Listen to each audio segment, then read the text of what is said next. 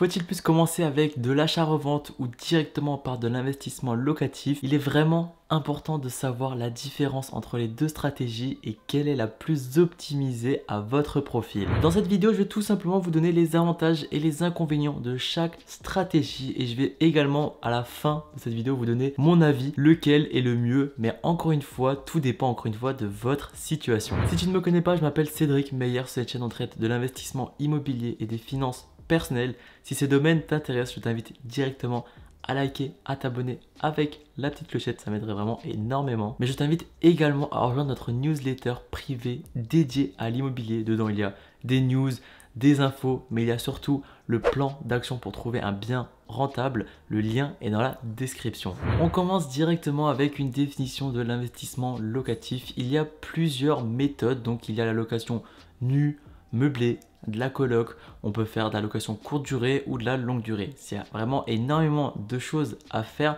donc c'est un peu difficile de tout regrouper dans le même panier parce que par exemple la colocation courte durée ne va pas prendre autant d'efforts que qu'une colocation ou qu'une location longue durée, voire du nu, qui est encore beaucoup plus simple. Globalement, je trouve que l'investissement locatif est beaucoup plus compliqué à mettre en place au début parce que il faut faire vraiment une recherche approfondie, que ce soit auprès des banques, que ce soit la viabilité du projet, votre profil. Ça engendre vraiment énormément de recherche et d'analyse parce que vous savez que généralement vous devez être rentable sur le long terme pour pouvoir avoir un crédit. Donc il faut déjà prendre en compte les travaux si vous devez en faire, etc. Donc vraiment vous devez savoir dès le début de but en blanc, est-ce que votre projet va être rentable ou non et est-ce que la banque va pouvoir vous suivre ou non. Alors que l'achat-revente, c'est pas exactement la même chose. On va surtout se baser en fonction du prix du marché et à la rigueur des travaux qu'on va y faire dedans, mais on va très peu le meubler, etc. On va vraiment juste faire les rénovations de base et encore, généralement ce que les gens peuvent aussi faire, c'est de vous proposer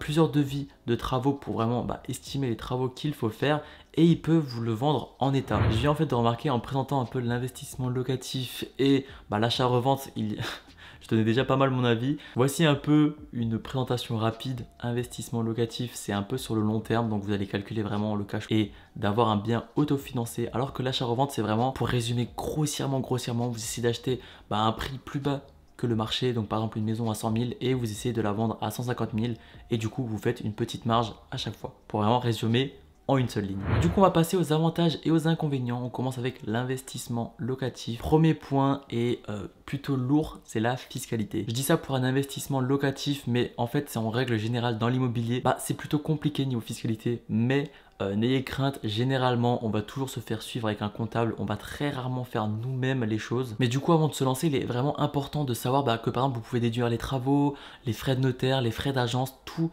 les charges que vous pouvez déduire. Il est vraiment important que vous êtes au courant parce qu'il y a beaucoup de personnes qui ne savent pas tout ça et qui perdent au final beaucoup d'argent à cause de ça. Et du coup, comme dit avant, il y a une grosse analyse de marché à faire, mais aussi par rapport à votre bien, par rapport à votre situation, pardon. Il faut vraiment tout regrouper et regarder si tout s'aligne. Si votre projet est autofinancé vis-à-vis de la banque, ça aide aussi énormément. Et le dernier point qu'il faudrait faire gaffe, c'est très chronophage. On dirait pas, mais l'immobilier, ce n'est pas on investit dans la pierre et on laisse tourner. Si vous souhaitez être rentable, vous allez clairement vous diriger vers la location courte durée, mais c'est celle qui est vraiment le plus chronophage. Donc est-ce que vous êtes prêt vraiment au final à réchanger votre temps contre de l'argent? Mais du coup en prenant en compte cela, peut-être vous souhaitez faire qu'une colocation, ça va peut-être demander moins d'efforts, mais ça va être un tout petit peu moins rentable. Mais est-ce que votre projet est encore rentable sur le long terme? Ça, encore une fois, il faut tout calculer, etc. Donc ça demande vraiment beaucoup de temps. Maintenant, passons à la partie d'achat-revente. Donc comme je vous ai dit avant, pour vraiment faire simple, vous achetez un bien 100 000, vous le revendez 150 000. Sur le papier, vous faites 50 000 de bénéfices, mais ça se passe pas du tout comme ça. Déjà, il y a énormément d'imprévus, que ce soit au niveau des travaux, ça ne se passe rarement comme prévu. Il y aura sûrement des coûts beaucoup plus élevé à prévoir, il y a des délais beaucoup plus longs aussi à prévoir et aussi vous ne trouverez pas forcément un acheteur très rapidement si vous n'avez pas analysé le marché. Et ça, en tant que marchand de biens,